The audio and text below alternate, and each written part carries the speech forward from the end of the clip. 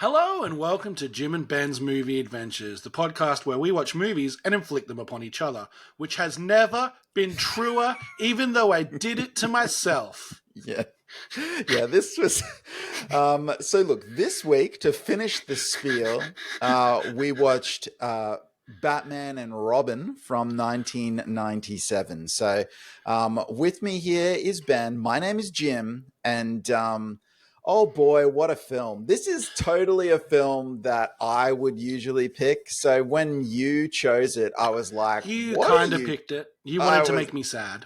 Well, look, there's so much just bizarre Hollywood history that goes into this film. I can't not like it for that reason. Do you know what I mean? But at the same time, not a good movie, and it is widely known that this is not a good movie. Let's get the facts and the synopsis out of the way.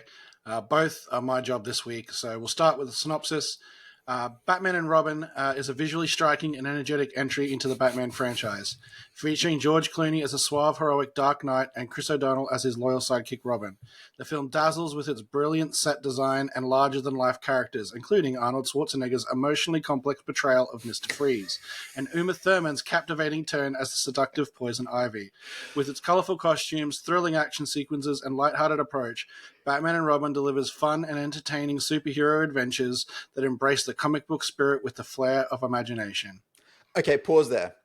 Obviously, your chat GPT prompt was give a positive synopsis of Batman and Robin, but can I just say It struggled. What you have wrong. just described is the movie that they thought they were making in their heads. Very Do you much know what so. I mean? Like that was like, honestly, if you were like, what did the studio want? That. What was the director trying to achieve? That. And that is sort of widely known. And that's really important because when you know what they were trying to do, it does make what actually happened go down a little smoother, you know? I know we've said it before, but especially with Hollywood films, nobody in this movie, from set design to costumes to sound to visual effects, were trying to make a bad movie. No. They were all trying to make what I just read out. Yeah. But we'll get to it. They swung and they missed. Released 1997, as you said before, directed by Joel Schumacher of Batman Forever, The Lost Boys, and The Incredible Shrinking Woman fame. Screenplay by Kiefer Goldsmith. I just have to stop you there. Like, Joel Schumacher had like a many and varied career over multiple decades of the film industry. The Lost Boys is a great movie. But not just that. Like, he was someone who would just go different genres, different feelings, like, highly adaptable, and yet the poor man will probably be most remembered for this film, which is so unfair when you look at his body of work, but still, like, it's just, I wanted to mention, filmmaker. Everything I've read about the guy, and we would have gotten to it, but everything I've read about the guy is he loved movies. He loved Hollywood. He loved process. He loved the collaborative spirit of movies. He enjoyed nothing more than people enjoying his product. And he put his soul into everything he ever made, whether it was when he was costume designing, whether it was directing films, whether it was writing films. Nobody has much of a bad word to say about him in Hollywood itself. Everyone kind of seems to dig him and like him on a personal level. But yeah, no, he made a stinker. Screenplay by Kiefer Goldsmith. Beautiful Mind, Batman Forever, and look, we keep coming back to it. Transformers: The Last Night is what he wrote it. Starring, strangely enough, we don't kick off with Batman. Starring Arnold Schwarzenegger, George Clooney, Chris O'Donnell, Uma Thurman, Alicia Silverstone, Michael Gough, Alfred Pennyworth, Pat Hingle, Gordon, and Elle Macpherson as love interest. Budget of 125 to 160 million. Box office of 238 million. Before we kick off, I think we can't really talk about this movie without talking about the movie that preceded it, because that's why this movie was made kind of the way it was. Um, Batman Forever was the first departure from Burton, and the series was given to Joel Schumacher to steward forward. And Batman Forever was a success. It made more money than Burton's second effort, if not as critically acclaimed. And then because of that, and because of them wanting to take advantage of a hot market, they pushed out this. And wowza. Yeah, and I feel like, look, Batman Forever is a separate podcast. I actually quite like Batman Forever. There's a lot of stuff there that's good, and while quite different to the Burton Batmans, it's a really integral part of how you get to Batman and Robin, because Yeah. the studio in particular is somewhat emboldened by the success of Batman Forever, which then leads them to really push hard into what became Batman and Robin. But yeah, look, it's so this 1990s Batman series is so odd. It was odd when it started. It was odd when it was, in its middle sort of phase of Batman Returns and then Batman Forever. And it was odd at the end with Batman and Robin, but differing levels of success. Yeah. And I've got a few theories and ideas on why Batman and Robin turned out the way it did when you look at sort of the trajectory of this 90s Batman series. But look, how long had it been since you watched this? Look, I picked this movie thinking I knew what I was getting into and that this was a bad movie. And I'm right, it is a bad movie. I probably hadn't watched this in over 20 years Wow, at this okay. point. I've probably seen clips online through YouTube as a joke or a meme or something like that, but the movie itself as a whole, 20 years. Um, it is, it's a very special type of not good in that it is interesting to watch. I didn't watch it in one sitting. It was about three goes for me, three segments. I did forget large parts of this film. I forgot Bane was in it. And I think you can understand why if you've watched this movie. Bane is almost a completely non-verbal character who is half plant, half human, and it is wild. Is the choice of character usage in him. But yeah, like about 20 years, I think, or more. And again, like it's special bad. It's one of those movies that like it looks pretty good, really. Like as far as set design and stuff, they've made choices, but the choices they've stuck to them and it's consistent and stuff. The ice effects are very weird. But yeah, man, like it's hard for me to start kicking into this movie. So I'll ask you a question. As someone who I would say is an aficionado of this film, and the Forever and this as a pair, I would say you're kind of somebody who is delved deep. What is something in this movie that you liked? Yeah, look,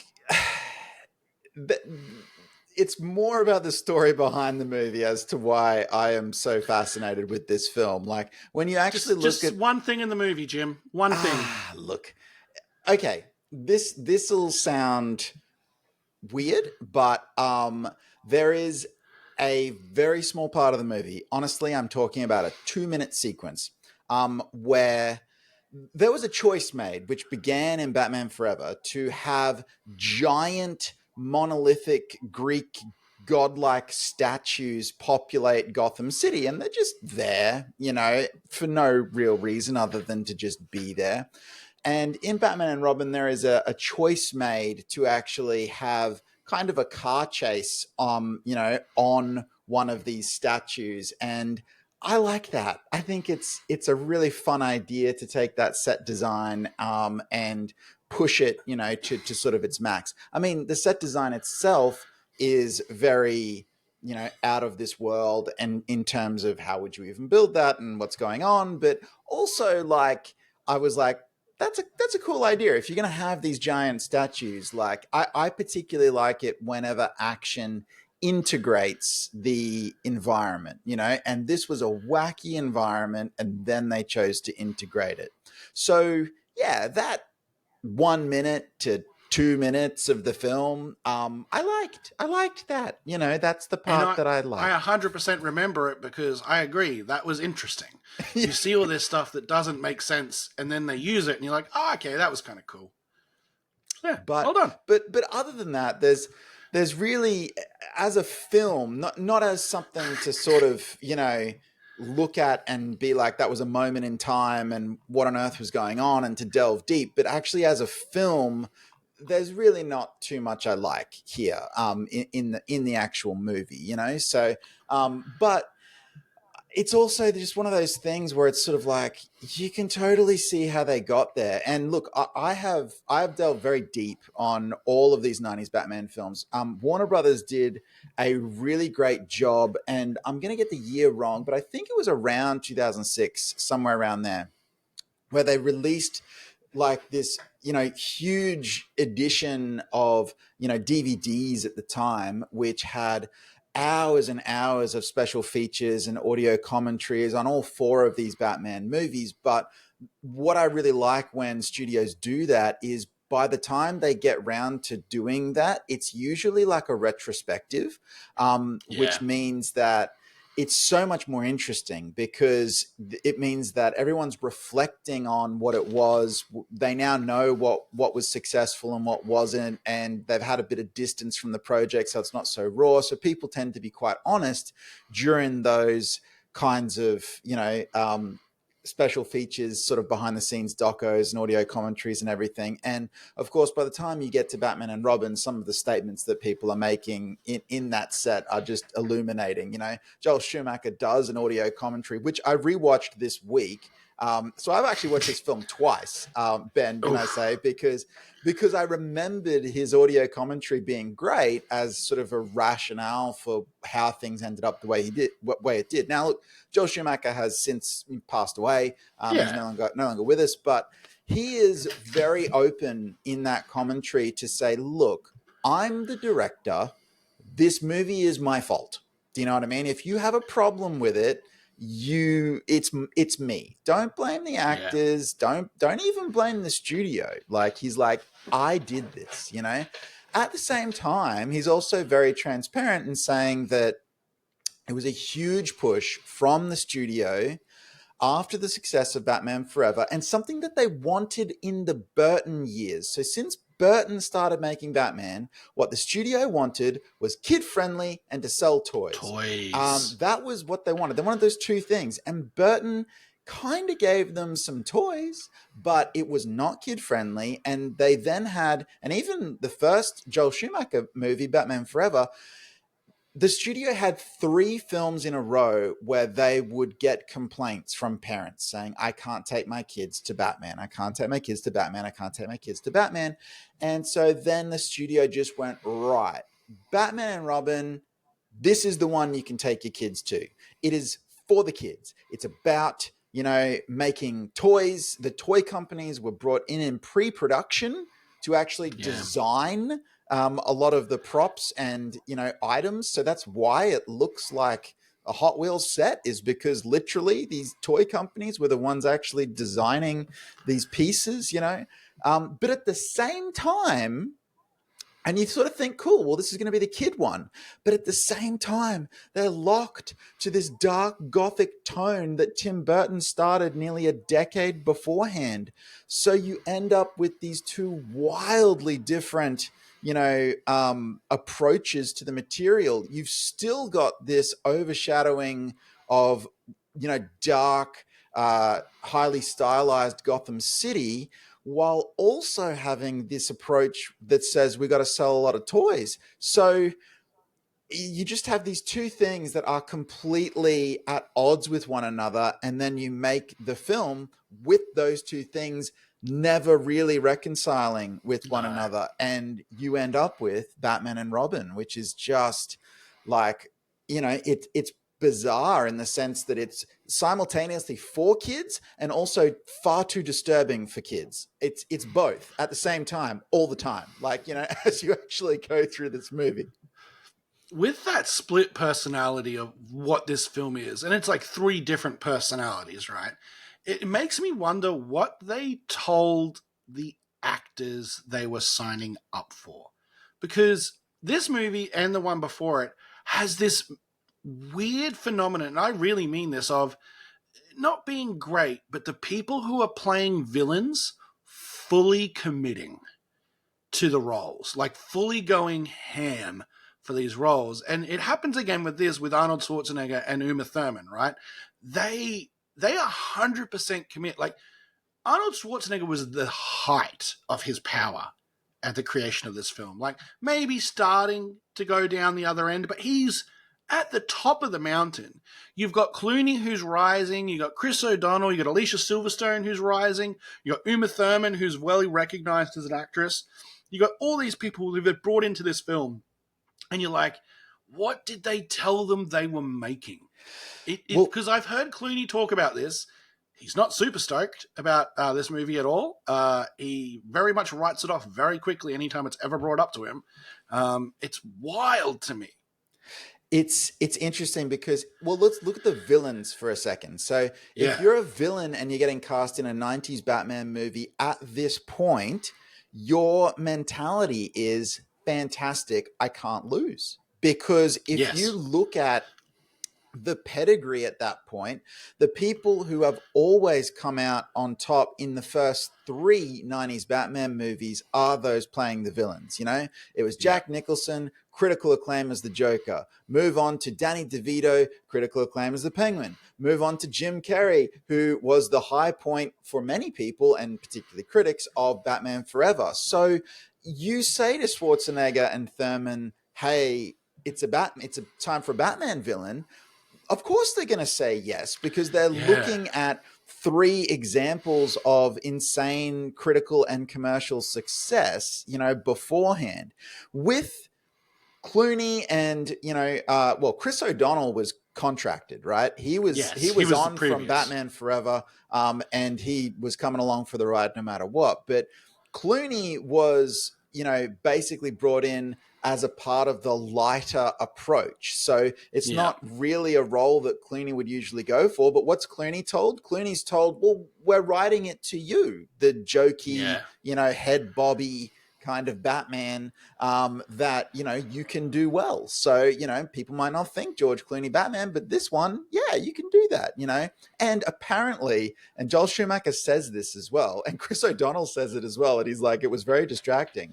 Before almost every take, Joel Schumacher would get on a bullhorn and yell to everybody, remember everybody, we're making a comic book, you know, like, and it was basically just like, it's a cartoon, you know, it was like basically like the tone. So, and he was trying to de-vibe the movie.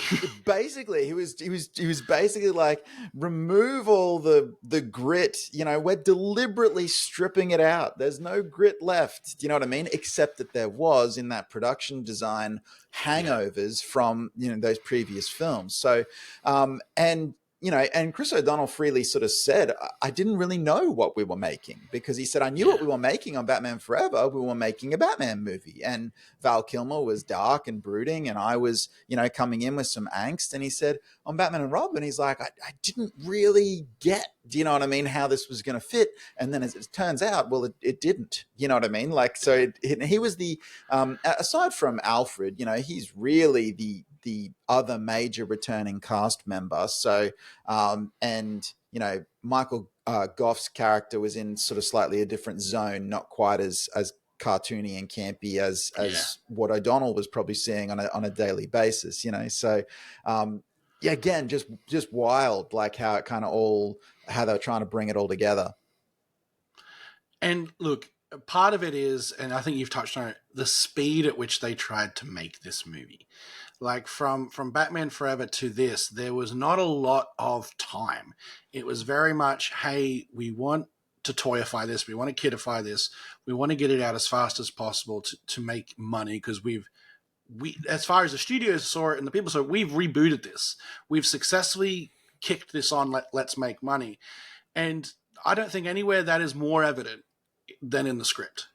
Like the script is a first draft in my head. Like it's a polished first draft maybe, but like the the the attempt at quippiness in this movie, the attempt at single jokes in this movie is it hurts. Like it's room level bad in places. Like especially Freeze, man. Like ice to meet you. Let's kick some ice. What killed the dinosaurs? The Ice Age. Chilled to perfection. Like my passion thaws for my bride alone. Like just so many ice puns. Well, It's unbelievable. that was also something that Schwarzenegger was absolutely pushing for and was down for. So he was a major driving force behind the ice puns, if you like, of Mr. Freeze, you know, and he was also very much, again, it's that villain can't lose, can't lose, can't lose, going to be a big Yeah. villain in a Batman movie, can't lose, like, you know. And also, as you've pointed out, you know, Schwarzenegger was the highest paid cast member of the entire cast for this movie. Yeah. Schwarzenegger was kind of actually the star of the movie. So he's the one who really has all of the power on set, you know. And look, he's from that 80s action hero mold, and this is his, in his mind, this is what he could bring to it. Brand.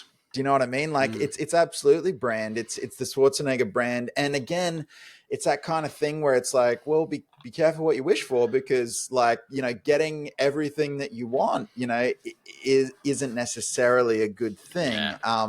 In this case, you know. So, and look, the cast have all been, you know, retrospectively very sort of that they have sort of said, again, like what you've said, big respect. They got big respect for Joel Schumacher. Everyone was Yeah. nice. It was a good, you know, situation when they were on the movie. Weren't quite sure what they were making all of the time, but you know, it wasn't like anyone had a bad experience. But No. then, yes, certainly when the film came out, it was like, oh, now we're going to be tied to this, you know, like, and Yeah. that was sort of. Something that they then had to kind of wrestle with as they went through the next sort of few years of their career. And look, everyone's doing fine. You know what I mean? It's not like it destroyed anybody's career, but like certainly it was just, yeah, it's just wild, this thing, like this thing that they made. And this is the one, as we kind of alluded to last week, this is the thing that gets pointed to as the bad way to make a superhero movie, and it's really where people started to shy away from the big colors and the big costumes and run in the other direction, you know, until we hit Spider-Man that we talked about last week. So yeah, a lot of people at this movie were like, "Oh, okay, it's done. Like, it's all right. We had a good run. There was some Superman. We did some Batman. You know, it's all right. It's done. It's in cycles."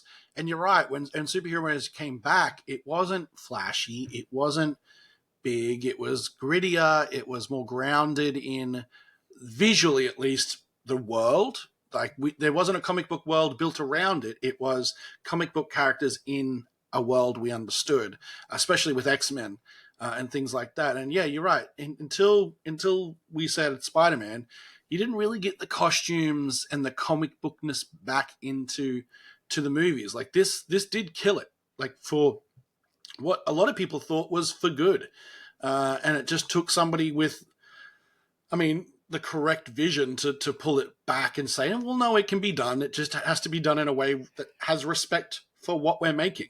it's also just quite amazing that, and Schumacher readily is sort of, you know, talks about this, but just the idea of product placement and integrations in this movie, no one said no ever to anything. Like it was like literally the Bat credit card. Do you know what I mean? Like is a product placement, you know, integration. It makes no sense. Like, you know, and then there's so many other, you know, things right the way they just didn't say no. They were like, yep, money, money, money, give us money and we will advertise your product in our film and we'll do it brazenly and it doesn't matter, because it was that idea. The studio was so emboldened by the success of the previous three, even the ones where they were like, Some of the, like the Batman Returns in particular, are often pointed to say, "Oh, people said it was too dark." It was still successful.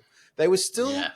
they had three successful movies, and again, some of which the studio didn't understand, like Batman Returns, and yet they were still successful. So the studio is really feeling bulletproof at this stage, and they're like, "Yeah, whatever. Get the toy company to make it. Cast Clooney, pay Schwarzenegger $25 million, whatever it is. Like, it doesn't matter. It's Batman. It's going to make us money, even if we don't understand it." And boy, were they wrong, with that kind of attitude and that sort of mentality, as this sort of came about. I think if we're looking at the craft of the film, it was a choice, but not a choice I liked. Everything feels plastic in this movie, like Yes. everything, like It everything feels like a toy.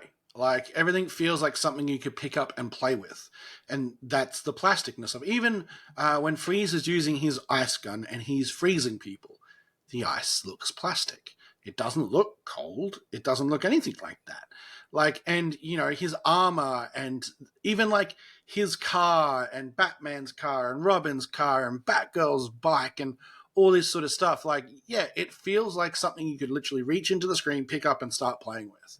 yeah, And I think that's due to the nature of how they were approaching the film. Like, everything needed to feel like you could pick it up and it looked the same as the movie. And the only way to do that is to make the things in the movie look like toys and look plasticky and look like that. Because otherwise, you're never going to get a toy that looks like the movie. That's, the movie's always going to have more money to put into its singular prop than you're going to have to put into thousands of toys.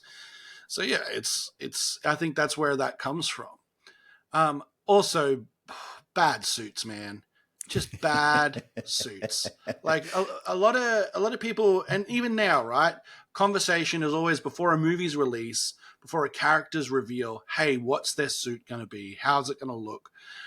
We saw it recently with Deadpool and Wolverine. Hey, are they going to do Wolverine? And they did, and all that sort of stuff. But yeah, in this, we'd had multiple Batman suits. We'd had all these things. And for some reason, they went like an anatomy angle with these. Like, they really went toy, like show each individual muscle. Like, it was really weird. Butt shots. yes. So many butt shots. It's So just so look, weird. the suit angle, and look, the idea of, shall we say, the anatomically correct bat suit, which was a huge point of controversy when this film came out. And yes, the suiting up shots. There's two reasons for that Joel Schumacher points at. The suiting up shots, where it's showing all different parts of the character, Yeah. including their behinds, Pulling their if you pants like. on. Yeah. So Joel Schumacher thought that was funny. So that's why Now I that's think in. it's funny. That's kind of why that's in the movie, like, because he thought that set a tone, and it sets a tone, Yeah. for sure. And he thought it was funny, In terms of the bat suits, he's sort of said, and interestingly, the suits were doing that in Batman Forever as well. But people don't really Yeah. talk about that because Batman Forever is just a better movie, Yeah. But the thing is, they were going with this idea of Greek gods, which you can kind of see reflected in the giant statues of the city that I was talking about earlier. And that was kind of a visual aesthetic. So it kind of makes a little bit of a visual sense on that front. But of course, little did they know that it would cause such controversy in the fandom, and be seen and regarded as so silly, So I think that definitely that there was a lot of regrets about, those particular choices. So, and really, that was sort of the idea of the muscle suit, if you like, where it's all like sculpted to look like the actor is that muscly, whether they are or not. Do you know what I mean? Like, Yeah. that went away after this movie as well. Yeah. Like, that was gone for quite some time before making, its comeback much later. So it kind of killed that style of suit design as well. It became subtler in following incarnations of superhero movies. Like, it was like the actors themselves put a bit of effort into being that as well as the suits.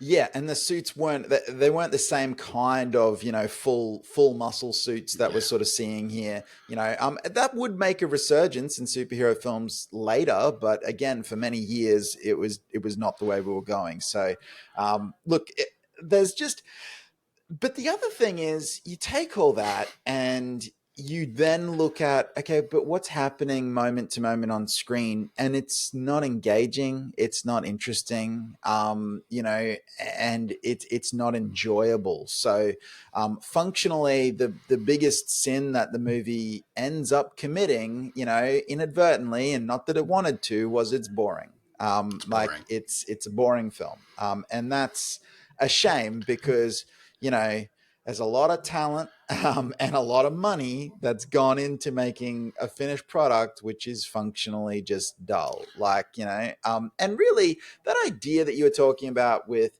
Schwarzenegger, where it's like they're just sort of milking every moment of ice puns, they were trying to do that for, having some fun with the film as well. Robin, surfing on like a wakeboard in the sky and literally yelling cowabunga happens in this movie. That's something that occurs, not ironically, it just occurs, because that's something that we're doing now. That's where we've come to. So it and look, it sounds awful for me to say, but really none of it works.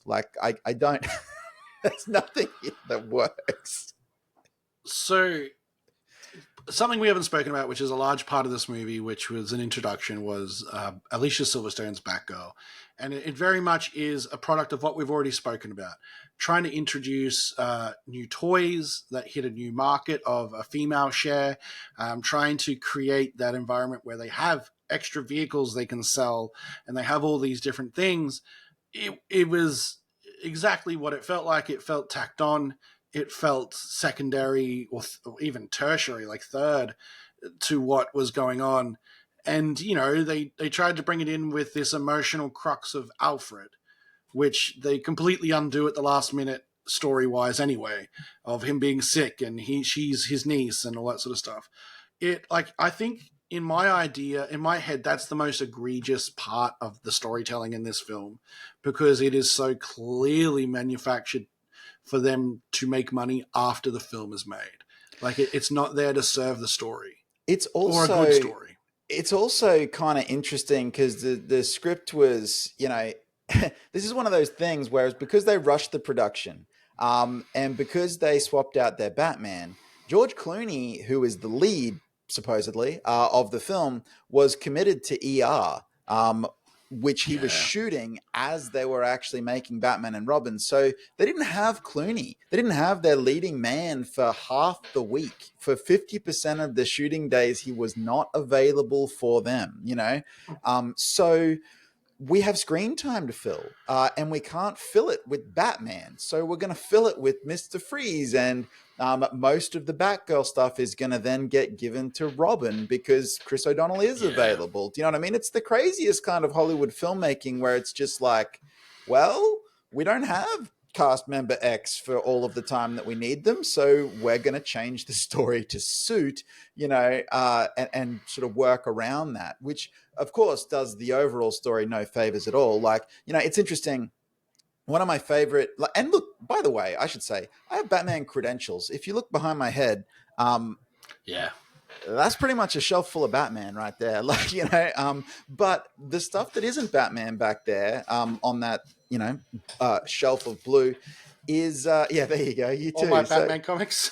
But the stuff that isn't Batman back there is actually Nightwing, who is one of my favorite comic book characters. Now, Nightwing being Robin when he's grown up.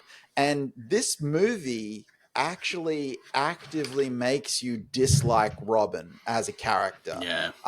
All Robin does in the film is whinge. Kind of like what we're doing now for this podcast, but hopefully ours is slightly more enjoyable. But Definitely more enjoyable. the version of Robin that you get in this film is just like, go away, we're done with you. Like, do you know what I mean? So Yeah.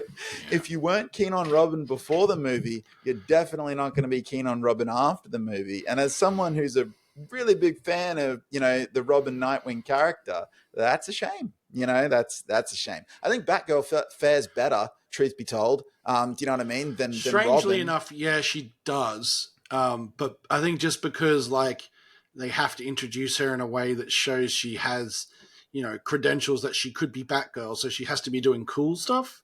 Yeah. Um, but again, like if you're a fan of the comics or even some of the really well made animated series, like Barbara Gordon is an amazing character. Whether she's as Batgirl or Oracle or Mm. even just as Barbara, she's really like complex and interesting. And obviously, they can't do that in the time they've put her into this film, and especially the film they've put her into. So that's always a shame too, because I mean, as talking to people who love Batman, she is a lot of people's favorite characters within that Batman universe, Yeah. because of what she brings. And she's a huge, yeah, that character is a huge part of the Batman lore. And yes, the storyline that they give to that character and the alterations that they make to her backstory and her family members and stuff, again, doesn't really do the character any favors. You know, they're pretty much all worse than the comic book version. But again, you can see the story mechanics as to why they did it. You know, and Yeah. some of that intention is kind of noble. The idea that, well, we've got Michael Goff in this movie, who, you know, let's give him a bit more to do. You know, let's make him, and he's a great actor. He's been in the Batman series forever. Batman Forever. But let's give him. Let's give him, you know, a big part of the storytelling, and that's a nice idea. So the idea that, but then of course, in order to serve that, we're going to change Batgirl to make her related to him, and instead of the Barbara Gordon, and you know, the whole thing just sort of starts to fall apart, you know, quickly from what was, you know, functionally not an awful or ignoble idea, you know, that we're going to sort of beef up Alfred's part a little bit there. So. Look, I could talk about this Well, movie forever because there's so much going on with it. But was there anything else you wanted to cover here? oh, absolutely not. like, like this, our podcast is called Jim and Ben's Movie Adventures, and this is part of the adventure. This is part of, as we both enjoy, cinema history. It shaped things to come, and it was a product of the things before it. And without it, we don't get to where we're going as far as movies go, right? Making movies is a really, really hard thing to do. It takes a lot of people, it takes a lot of time, and it takes a lot of money to make movies like this. And sometimes it goes really wrong. And when you're putting a lot of money into it, when things go really wrong, it makes people afraid to do it again or to do it again the same way. And that is exactly what we got, historically speaking, with this movie. And, we might not actually get the Sam Raimi Spider-Man the way we got it if this doesn't come first, if this doesn't create the gap. If this doesn't create the gap or the emptiness where something needed to be filled and someone needed to take another chance, we might not get Raimi's Spider-Man. So, I mean, this movie's important. To be honest, I think all movies are important, no matter their quality. But yeah, it's a wild one. Like it's really bad. And you know what? Like in my head, I thought there were like, for some reason, 8 Batman movies between Burton and the Schumacher. I thought there was just, in my head, for some, it feels more, it feels longer. But when you say 4, it's almost shocking to my brain that it's only 4. Yeah. But yeah, like that's my thoughts on this movie. I have one last sort of, I mean, I've got plenty of other trivia, but like one last thing that I think is sort of worth bringing up, because I agree with everything that you just said, and that's, it's a bit of a shame that it's funny, like as a director, that is a huge privilege to be the captain of the ship, So on the one hand, Joel Schumacher got 2 goes at directing Batman, which is awesome for him. Like, that's really cool. And a lot of directors don't get that opportunity, and that's really great. On the other hand, the Batman that Schumacher actually was the most passionate about and really wanted to direct um, was a much darker Batman based more on Dark Knight Returns, the Frank Miller comic. Yeah. And it was sort of Schumacher, and you sort of look at Batman and Robin and go, how could that guy do it? But then you look at the rest of Joel Schumacher's filmography and you go, well, of course he could do it. Like, do you know what I mean? Like, he was so Yeah. versatile as a director. He wasn't even trying to do that kind of thing here. He was trying to do the opposite. So he could totally do that darker version. And he never got to make that because he was also trying to be a good, you know, Soldier. employee, a good soldier, if you like, for the Yeah. studio. He was like, that wasn't the brief I was given on either of my two Batman outings. It is what I would have liked to do, but that was not on the table. It was not, hey, Joel Schumacher, come make a dark, gritty Dark Knight Returns for us. No one wanted that.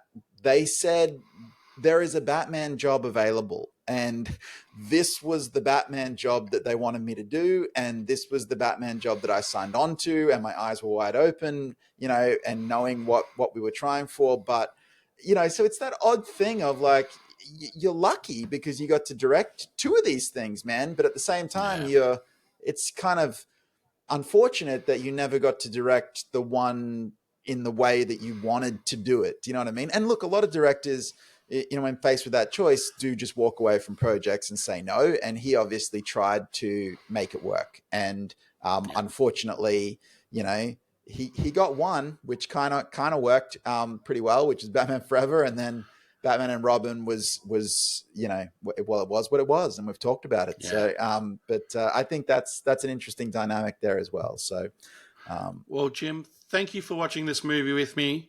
I feel like you punished us both. So here's a chance for you to redeem yourself. What is the next film we will be watching? look, I don't know how you're going to feel about this, Ben. I feel like I'm going to be upset. I don't think you should be, but at the same time, you might be. We're going to watch a film that is of an infinitely better quality than Batman and Robin. Good But step.